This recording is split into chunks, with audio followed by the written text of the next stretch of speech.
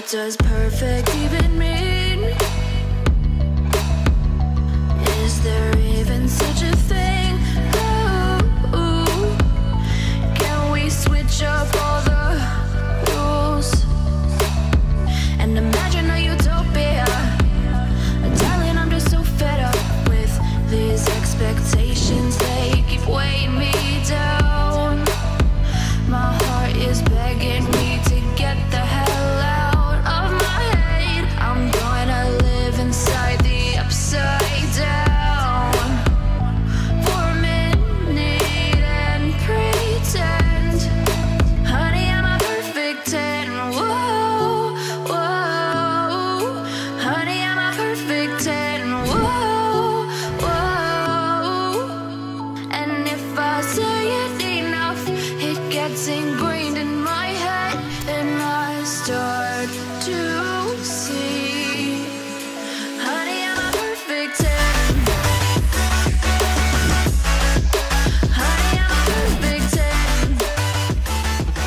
GVN VIPER I3050 đang sở hữu cho mình một cấu hình T trên T rất tốt, với mức giá không quá cao mà vẫn có cho mình CPU i5 thế hệ 12 là con i5 12400F cộng với GPU sẽ là RTX 3050 để coi cấu hình của em này hiện tại với các game rất nặng thì chiến ngon hay không nhá.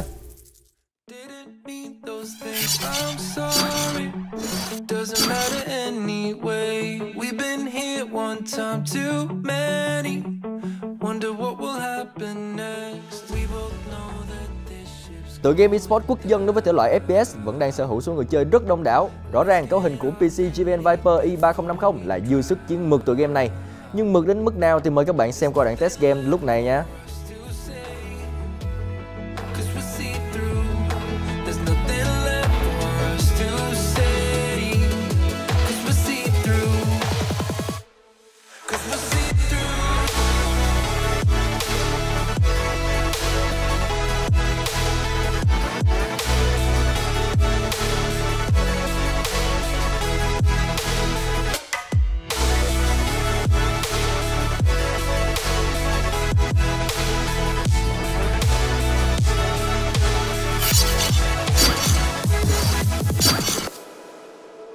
Promised that nothing would break us, that we'd always find a way.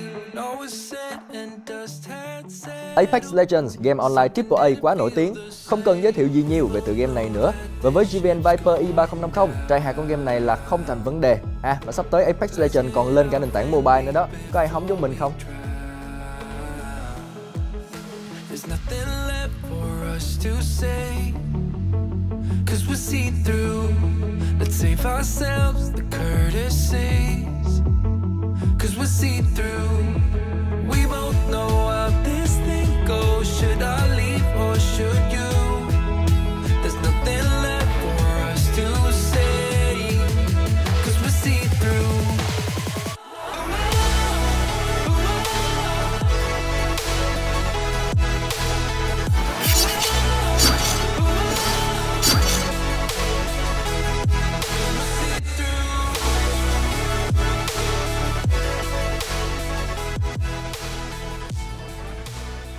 Đây là một trong những tựa game AAA mà mình rất hay test trên kênh GVN và đây thực sự là một trong những series game cũng rất hay. Số game thì khá cũ rồi nhưng mà chất lượng đồ họa và trải nghiệm đối với mình thì vẫn cứ là ok. Hãy cùng xem coi là con máy của chúng ta có kéo cánh được game này hay không nhé.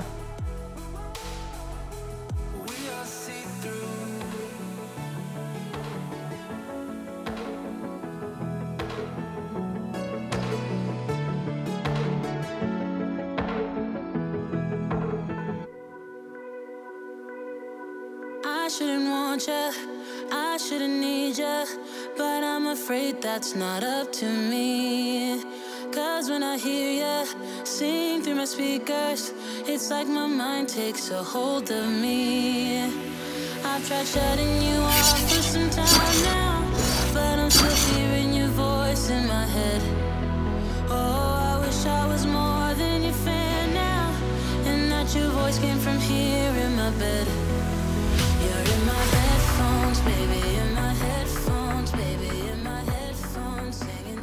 Và tựa game cuối cùng đến từ CD Projekt Red với điểm mạnh là bug và sai phần cứng. Dẫu rằng không được đánh giá quá cao nhưng mà bạn nào thích thể loại hành động pha lẫn khoa học viễn tưởng và hành máy một chút xíu thì CYPERPUNK 2077 vẫn là một tựa game đáng để trải nghiệm đó nha. Và cùng xem coi bộ máy của chúng ta có thể kéo nổi CYPERPUNK 2077 không nào.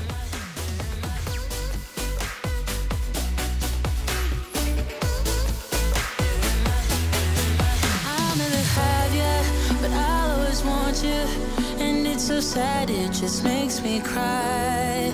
Feels like I know you better than others, but you don't care, you never reply. I've tried shutting you off for some time now, but I'm still hearing your voice in my head. Hiện tại, GVN VIPER I3050 vẫn đang được trưng bày sẵn tại một số showroom của GVN. Anh em yêu thích có thể đến và trải nghiệm thử nha.